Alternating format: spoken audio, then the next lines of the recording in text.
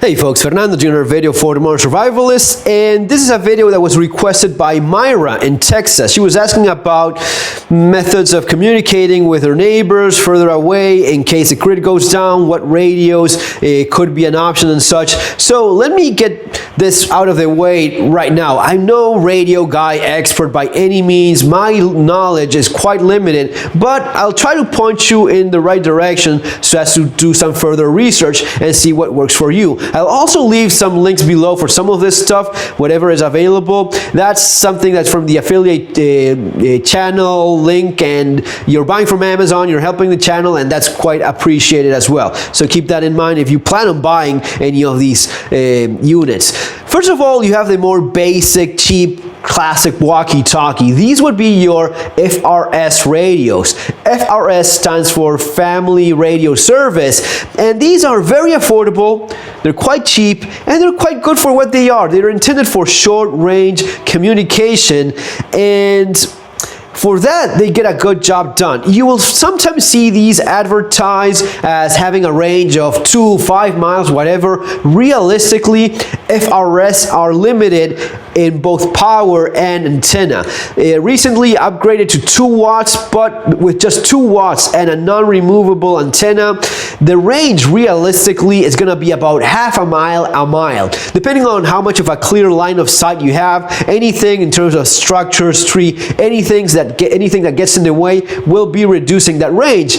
But if you have a neighbor maybe within a mile, these may be worth considering. You have these that have AA, AAA batteries. Some come with a incorporated lithium battery. You can put these in dock stations and have these charge. And with a neighbor within a mile, you can communicate with them. And one of the nice things, besides that being affordable, is that you can actually use these without any sort of license to talk and listen to the people you're communicating with within that range. Now, having said that, if you're going to be going with the next step, which would be a ham radio, something like this, like a Baofeng UV5R, for these, you do need a license so as to transmit. You can listen all you want, and that's what most people do, buying these without any sort of license. Perfectly legal for you to listen. Also, and keep this in mind for you guys watching the channel that are prepper survivalists, it's also perfectly legal for you to transmit and press the push to talk button when there's an actual emergency going on, a serious emergency, a disaster, and you need to communicate without a license.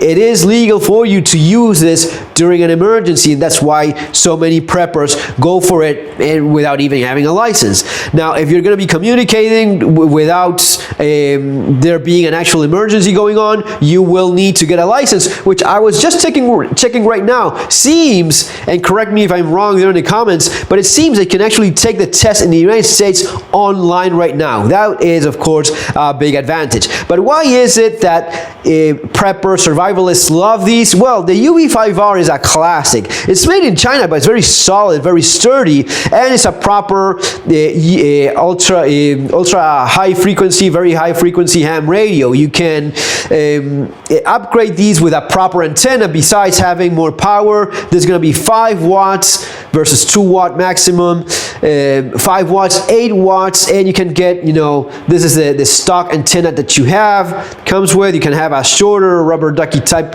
antenna like these, which are more handy, but you can get a longer antenna, and this will give you a little bit more range. So how much range do you have with your Baofeng as it comes out of the box? And again, you can buy a couple of these for like 30 bucks. I'll leave the link below. Why is it that people love these? If you get a proper antenna, longer is of course going to be better. Quality does matter, but with a longer antenna, you can get this up to 5 miles with the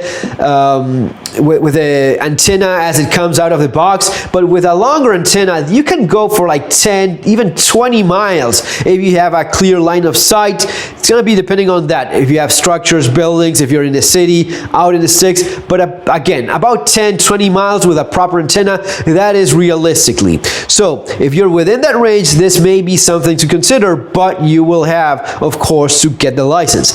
man, these are a classic and are very much appreciated because they have a lot of capabilities for those of you that know what you're doing. You can even use satellites just to communicate a lot further away using your UV5R, using a repeater as well. You can stretch the capabilities of these quite a bit. Now, if you want to have stable, further range communication, like 500 miles, 600 miles and more, you're looking at a proper radio station. You're looking at an SSB radio. It's going to be putting you back like $200, give or take, and then an actual antenna in your home, maybe another $100 or so, and setting that up. But that will give you for sure further range capability if that's what you're looking for. Folks, I hope you enjoyed this little video and have a little bit of a better idea of what you may be needing and looking for alternative methods of communication. If I don't do a video and see you tomorrow, happy 4th of July for all of you folks.